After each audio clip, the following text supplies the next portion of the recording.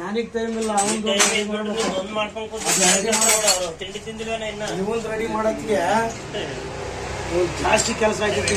ಹಿಂಗ ಹಾಕು ವೆಂಕಟೇಶನ ಬರ್ತದೆ ಕಟಿಂಗ್ಲೆಲ್ಲ ಅದಲ್ಲ ನಿಂದ ಇದ್ದೇದಲ್ಲ ತೆಗಿಯದೆ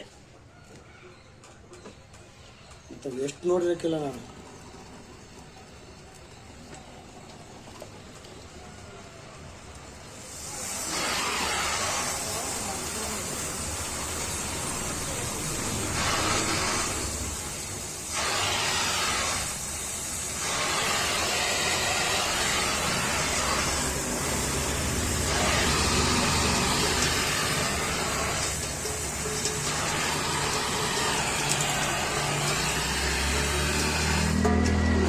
ಇರಲಿಲ್ಲ ಅದು ಬೆಂಡಾಗುತ್ತೆ ಅಂತ ಇಲ್ಲಾಂದ್ರೆ ಮಾಡಿಸ್ತಾನೆ ಇರಲಿಲ್ಲ.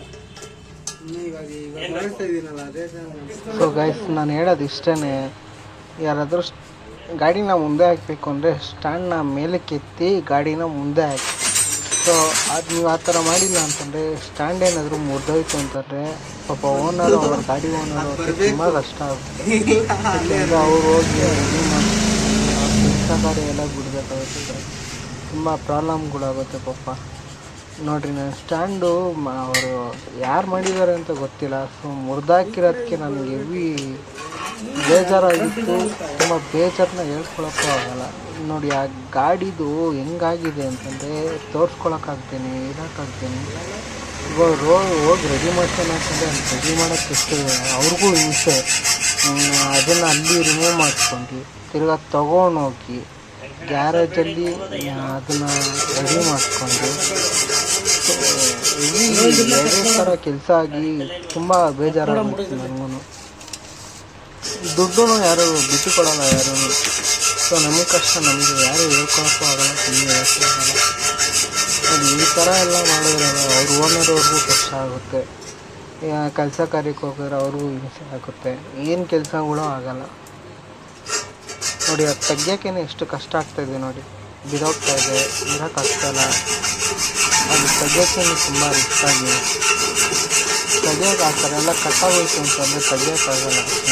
ಸ್ವಲ್ಪ ಗಾಡಿನ ಮೂವ್ ಮಾಡಬೇಕು ಅಂದರೆ ನೋಡ್ಕೊಂಡು ಮೂವ್ ಮಾಡಿ. ಇನ್ನು ನೋಡಿ, ಇನ್ನೂ ಮುಂದೆ ನೋಡ್ತಾ ಇರಲಿ, ಇನ್ನು ತೆಗಿಯೋಕ್ಕೆ ತುಂಬ ಕಷ್ಟ ಇದೆ. ನೀವೇ ನೋಡಿ, ನಿಮಗೆ ಗೊತ್ತಾಗುತ್ತೆ. ಸೊ ಆದಷ್ಟು ಈ ವಿಡಿಯೋನ ಶೇರ್ ಮಾಡಿ, ಸ್ವಲ್ಪ ಕಮೆಂಟ್ ನಿಮ್ಮ ಕಡೆಯಿಂದ ಕಮೆಂಟ್ಸ್ ಮಾಡಿಕೊಂಡು ಕಮೆಂಟ್ ಆಗ್ತಾಯಿತ್ತು. ನನಗೂ ಇನ್ನೂ ಹೆಚ್ಚಿನ ವೀಡಿಯೋ ಮಾಡೋಕ್ಕೆ ಇಷ್ಟ. ಸೊ ಹೆಚ್ಚಿನ ವೀಡಿಯೋಸ್ ನಾನು ಮಾಡ್ತೀನಿ. ನಿಮಗೆ ಕಂಟೆಂಟ್ಗೋಸ್ಕರ ಈ ಥರ ಯೋಚನೆ ಮಾಡಿದ್ರೆ ಆ ಥರ ಕಂಟೆಂಟು ಮಾಡ್ತೀನಿ. ಸೊ ಸೊ ಶೇರ್ ಮಾಡಿಸಿ. ಸೊ ಇದಕ್ಕೆಲ್ಲ ಶೇರ್ ಮಾಡಿ, ಲೈಕ್ ಮಾಡಿ. ಮುಂದೆ ನೋಡ್ತಾ ಗೊತ್ತಾಗುತ್ತೆ ಎಷ್ಟು ಕಷ್ಟ ಆಗುತ್ತೆ, ನಿಮಗೆ ಗೊತ್ತಾಗುತ್ತೆ. ನೋಡಿ, ಫಿನಿಶಿಂಗ್ ಆಗತ್ತೆ 3 ಗಂಟೆ 4 ಗಂಟೆ ಆಗುತ್ತಾ? ಏನು ಚಿಕ್ಕ ಕೆಲಸ ಅಲ್ಲಪ್ಪ, ಒಂದು ಕಟ್ ಮಾಡೋ